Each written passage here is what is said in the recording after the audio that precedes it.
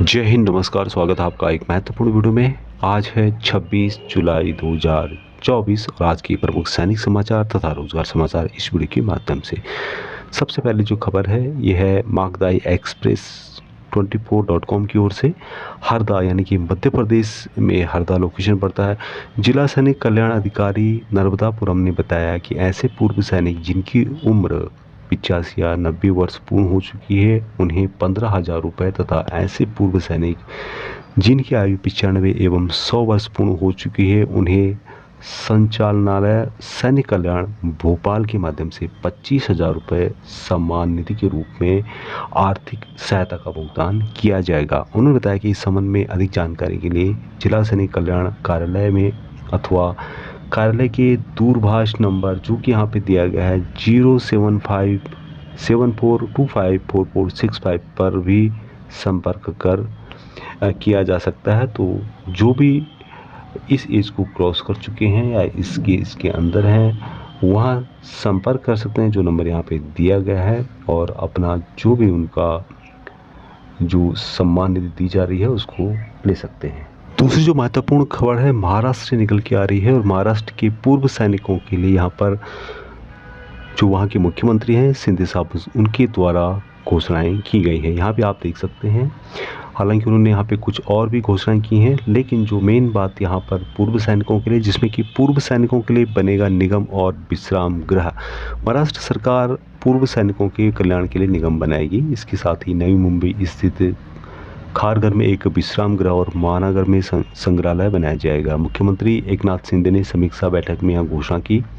पूर्व सैनिक कल्याण विभाग के प्रभारी और मुख्यमंत्री शिंदे ने कहा कि 17 के सैनिकों के गांव अपसिंगे को विशेष दर्जा दिया जाएगा तथा सबसे इम्पोर्टेंट बात है कि पूर्व सैनिकों के लिए टोल माफ होगा। दोस्तों, जिन्होंने सिडको द्वारा दी गई जमीन पर विश्राम गृह का निर्माण करने के लिए निर्देश दिए। उन्होंने कहा कि महाराष्ट्र सरकार देश की सीमाओं की रक्षा करने वाले सैनिकों के कल्याण के लिए प्रतिबद्ध है। तो यहाँ पे जो मेन बात कही गई है कि पूर्व सैनिकों के लिए टोल माफ होगा। ये महाराष्ट्र के जो मुख्यमंत्री हैं शिंदे साहब उनके द्वारा कहा गया है। नेक्स्ट खबर काफ़ी महत्वपूर्ण है और यहाँ किसी भी अन्य सैनिक के साथ हो सकता है जैसा कि इन सैनिक के साथ हुआ है। यहाँ पे देख सकते हैं आप लोग, हरियाणा से न्यूज है कि सैनिक के साथ धोखाधड़ी, पेन कार्ड व आधार कार्ड की फ़ोटो बदल ठगों ने निकाला 15 लाख रुपए का लूट। दरअसल जो सैनिक हैं असम राइफल्स में है और इनका 2020 में पर्स गुम हो गया था और उस पर्स में इनका आधार कार्ड, पेन कार्ड, पत्नी का आधार कार्ड, पेन कार्ड था और ठगों ने जो उनका आधार कार्ड में और पेन कार्ड में जो फ़ोटो था उसको बदल करके 15 लाख रुपए का लोन 2 बैंकों से ले लिया। और उन्हें जानकारी मिली जब वहाँ ITR भर रहे थे तो तब उन्हें स्कोरबोर्ड पर पता लगा कि उनके नाम पर 15 लाख रुपए का लोन लिया गया है। राकेश रोशन सैनी ने पुलिस अधीक्षक को शिकायत दी कि 7 जुलाई को उसे ITR भरते समय सिविल स्कोर पर 2 लोन की सूचना मिली थी। 27 नवंबर 2020 को उसका पर्स गुम हो गया था जिसमें कि उसका और उसकी पत्नी का पेन और आधार कार्ड व नगदी व अन्य सामान था।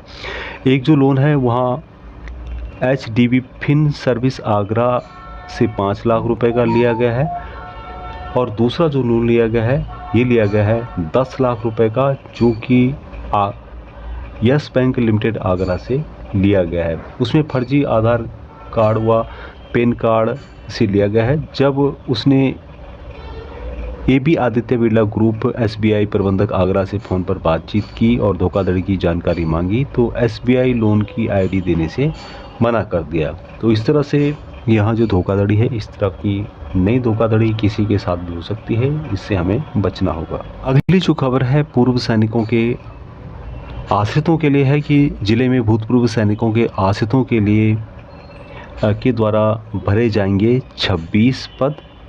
और यहाँ जो खबर है हिमाचल प्रदेश से है कि प्रारंभिक शिक्षा विभाग के उप निदेशक कार्यालय में 1 से 3 अगस्त तक होगी काउंसलिंग। 16 पद शास्त्री व 10 पद भाषा अध्यापकों के भरे जाएंगे। जिले में भूतपूर्व सैनिकों के आश्रितों के लिए आरक्षित 26 पद भरे जाएंगे। इसमें शास्त्री के 16 व भाषा अध्यापकों के 10 पद भरे जाएंगे।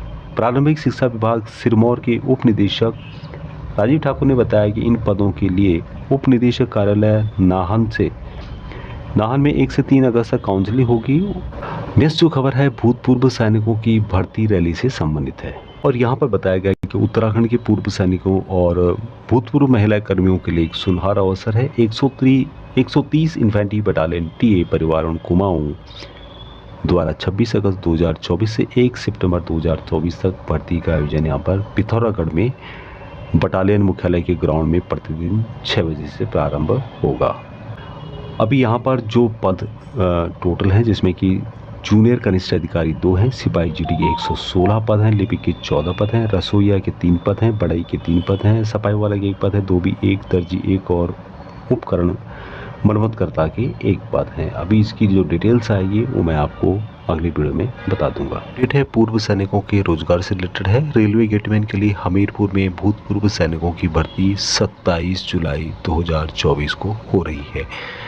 भारतीय रेलवे के मुंबई, अहमदाबाद, भावनगर व राजकोट डिवीजनों में गेटकीपर यानी गेटमैन और गेटकीपरों के लिए 550 पदों के लिए चेकमेट सर्विसेज प्राइवेट लिमिटेड के द्वारा 27 जुलाई को सुबह 10 बजे हमीरपुर के सैनिक विश्राम गृह में थल सेना के जो रिटायर हैं भूतपूर्व सैनिक उनकी यहाँ पर भर्ती की जाएगी। जिला सैनिक कल्याण के जो अधिकारी हैं उन्होंने बताया यहाँ पर कि इस भर्ती में 54 वर्ष तक की आयु के भूतपूर्व सैनिक जिन्होंने कि 10वीं पास किया है वो भाग ले सकते हैं।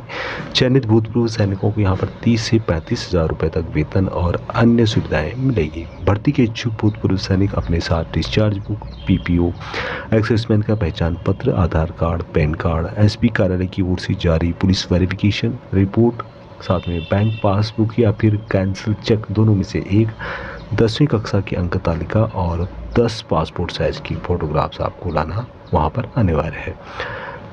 अभी अगली खबर जो है अग्निवीर से रिलेटेड है और बहुत ही महत्वपूर्ण और सेंसिटिव खबर है, जिसका अंदेशा पहले लगाया जा रहा था उसी तरह की हरकत अग्निवीरों के द्वारा की जा रही है। यहाँ पे आप देख सकते हैं छुट्टी के बाद ड्यूटी पर नहीं लौटा अग्निवीर, भाई संग गिरोह बनाकर करने लगा लूटपाट, ऐसे हुआ खुलासा। पंजाब की घटना है कि पंजाब की मोहाली में छुट्टी के बाद अग्निवीर ड्यूटी पर नहीं लौटा, भाई के साथ गिरोह बनाकर लूटपाट की घटनाओं को अंजाम देने लगा। पुलिस ने अब 3 आरोपियों को गिरफ्तार किया है, साथ ही तीनों से पूछताछ की जा रही है। पुलिस जांच में पता चला कि अग्निवीर 2 महीने की छुट्टी पर घर आया हुआ था। इस अग्निवीर का नाम स्मिथ सिंह उर्फ ईसू 2 माह पहले छुट्टी लेकर आया था। छुट्टी समाप्त होने के बाद वहां ड्यूटी पर नहीं लौटा, बल्कि अपने भाई प्रभप्रीत सिंह उर्फ प्रभव व दोस्त बलकरण सिंह के साथ मिलकर के गिरोह बना लिया और गन पॉइंट पर लूटपाट शुरू कर दी। पुलिस ने 3 लोगों को गिरफ्तार किया है। पुलिस ने तीनों को गिरफ्तार कर मामला दर्ज कर लिया है। पुलिस की जांच में सामने आया है कि आरोपी स्मिथ सिंह नवंबर 2022 में सेना में अग्निवीर भर्ती हुआ था। स्मिथ सिंह पश्चिम बंगाल में तैनात था, वहाँ छुट्टी लेकर के घर के लिए निकला, लेकिन कानपुर में उतर गया और वहाँ से देसी पिस्टल खरीद कर ले आया। अभी यहाँ किस तरह का काम करते थे, फर्जी नंबर प्लेट लगाकर बेच देते थे वाहन। यहाँ के जो एसएसपी उन्होंने बताया है कि CIA खरड़ को सूचना मिली कि स्मिथ प्रभप्रीत व बलकरण वाहन चोरी व लूटपाट की वारदातें करते हैं और फिर चोरी के वाहनों पर फर्जी नेम प्लेट लगा करके बेच देते हैं। 20 जुलाई की देर रात आरोपियों ने ऐप से टैक्सी बुक की और उसमें सवार हो गए। चप्पड़चिड़ी पहुंचते ही टैक्सी चालक को पिस्टल दिखाकर उसकी आंखों में पेपर स्प्रे डाली व टैक्सी लूटने लगे। तो अग्निवीर का जो साइड इफ़ेक्ट है, जिस तरह से पहले एक शंका जाहिर की जा रही थी कि अग्निवीर इस तरह का काम कर सकते हैं क्योंकि वहाँ परमानेंट है नहीं, अग्निवीर को पता है कि मुझे 4 साल बाद वापस आना ही है, तो उसने राइफ़ल चलाना वहाँ सीख लिया, गोली चलाना वहाँ सीख लिया और उसके बाद इस तरह की वारदात करने लगा। तो ये साइड इफ़ेक्ट अग्निवीर के शुरू हो चुके हैं।